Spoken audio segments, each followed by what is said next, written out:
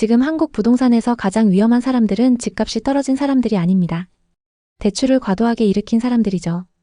특히 지금 아니면 못 산다는 믿음으로 7억, 8억, 10억까지 대출을 받았던 사람들이 지금 가장 먼저 무너지고 있습니다. 아파트든 꼬마 빌딩이든 상가든 무너지는 사람들의 공통점이 하나 드러났습니다. 대출이 많은 사람부터 먼저 위험해진다.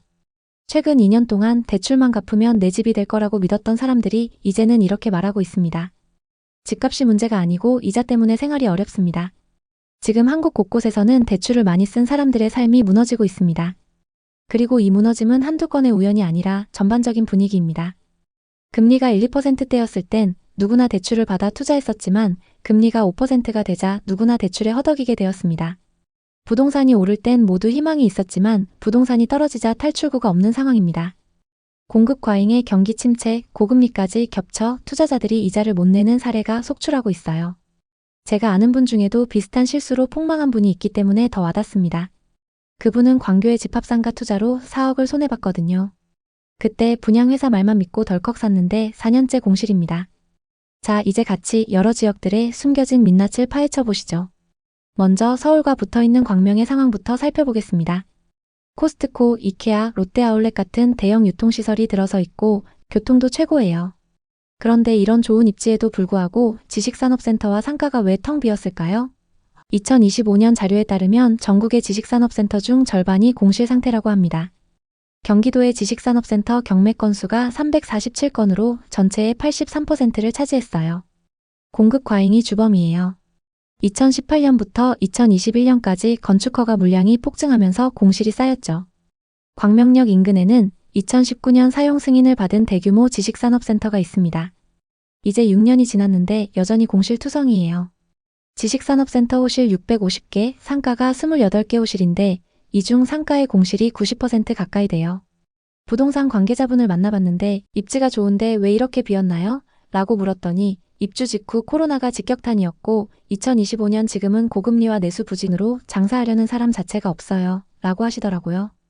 임대료가 비싸고 인건비까지 오르니 어지간해서는 이익이 안 남습니다. 또 상가를 분양받은 주인들은 대출 이자를 못 내서 허덕이는 경우가 많습니다. 정말 심각하죠.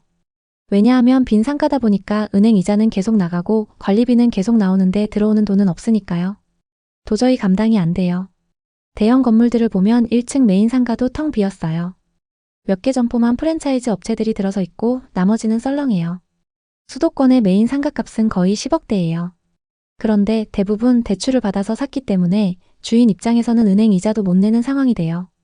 상가는 보통 대출이 5, 60% 정도예요. 그래서 어떤 주인분들은 그 이자를 못 내는 그런 상황입니다. 정말 심각합니다. 광명역에 있는 대형 건물 상가들도 보통 도로변으로 10억에서 15억 정도에 분양됐거든요. 그래서 처음 기대 수익은 10억대 상가는 월세 400만 원에서 500만 원 정도였는데 막상 입주 시점에 경기가 나빠지니 지금은 싸게라도 맞춰달라는 사람들이 있어요. 왜냐하면 빈 상가다 보니까 은행 이자는 계속 나가고 관리비는 계속 나오는데 들어오는 건 없으니까요. 자기도 몇 억 쏟아놓고 감당이 안 됩니다. 보통 지식산업센터의 상가는 입주 후 6개월 정도 지나면 50%, 1년 지나면 거의 다 차는 게 일반적인데 여기서는 안 됐어요. 1층 상가는 특히 안 나가고 있거든요. 나간 몇 개도 주인들이 직접 하는 거지 진짜 임대 나가는 건 몇 개 안 돼요. 이종현 씨는 50대 초반 사업가예요. 2021년에 하남 미사신도시의 상가를 2칸 분양받았어요. 한 칸은 본인 운영, 한 칸은 임대 주다가 팔아서 이익을 보려 했죠.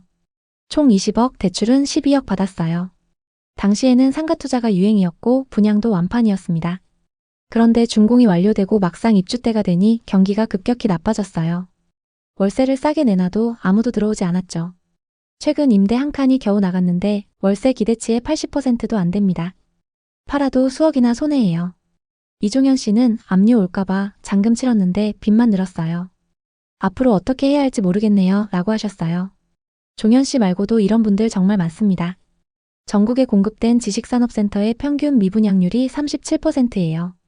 거래 절벽에 경매 폭탄까지 터지고 있습니다. 왜 이렇게 됐을까요? 첫째, 공급 과잉이에요. 2018년부터 2021년까지 공급 폭증으로 2025년 공실률이 급증했습니다. 둘째, 경기 침체예요. 코로나 후유증과 고금리, 내수 부진이 겹쳤어요. 셋째, 수요 예측 실패예요. 인구가 늘지 않는 지역에 과도한 공급이 이어졌죠. 주변 아파트마다 상가가 있어서 소비자들이 멀리 갈 필요 없습니다.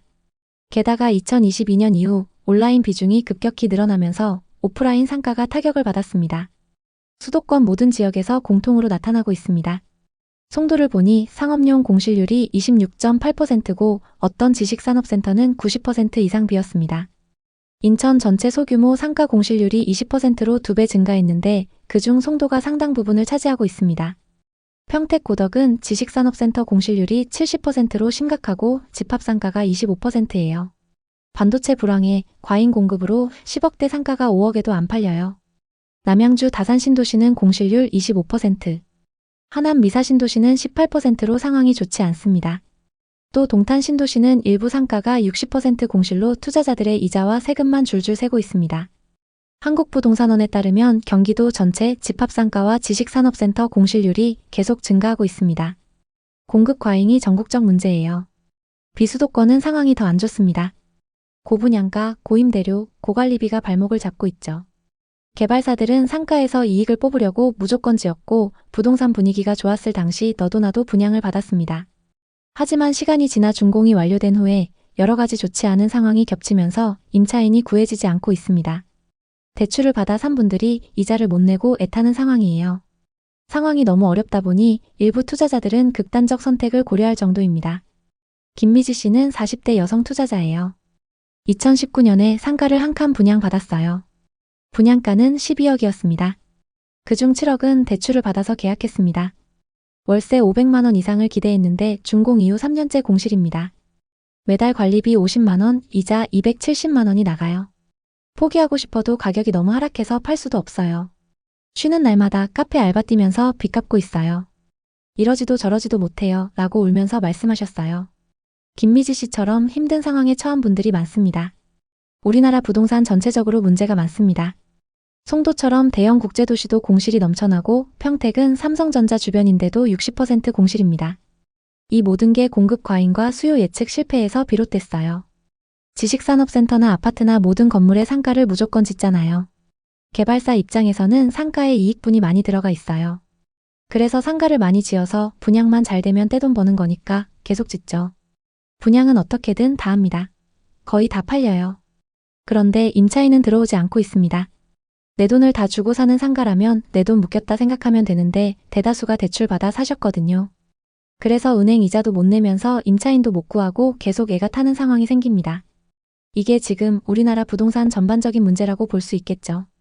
그래서 상가나 지식산업센터 비율을 이제 좀 줄여야 됩니다. 그리고 대출 비율도 적정 수준으로 줄여나가야 합니다.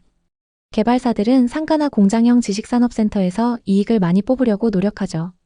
하지만 요즘 강남대로라고 해도 상가는 분양이 잘 안 됩니다. 개발사들이 다 끌어안고 있는 거예요. 그러다 보니까 또 어떤 개발사는 상가를 뺀 그 위에 주거용이나 업무시설 가지고 본전 이상을 다 뽑습니다. 개발사들 입장에서는 너무 쉽게 개발이 되고 있고 허가도 잘 받을 수 있습니다. 여러 가지 병폐들이 부동산에 다 몰려 있다고 보시면 됩니다.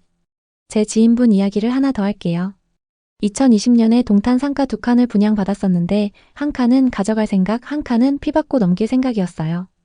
하지만 막상 준공 완료됐을 때 분위기가 안 좋으니까 고민하다가 둘 다 잔금을 포기했어요. 시행사의 경우는 이미 완판했지만 잔금이 안 들어오면 끝입니다. 계약금 10%만 받는 케이스가 되는데 어떻게 보면 그것도 이득이라고 할 수 있겠지만 그렇지 않습니다. 한 칸이 5억씩 했어요. 여기서 수분양자가 계약금을 포기하면 나머지 돈들이 안 들어오는 상태가 되는 겁니다. 지금 상가 한 칸을 팔려고 하면 수억씩 낮은 가격에도 안 산다는 거예요. 그래서 시행사도 몇백억씩 손해보는 경우가 늘어나고 있습니다. 여러분, 부동산 정말 어렵죠? 공급 과잉의 공실지옥, 이제 용도 전환 논의까지 나오고 있어요.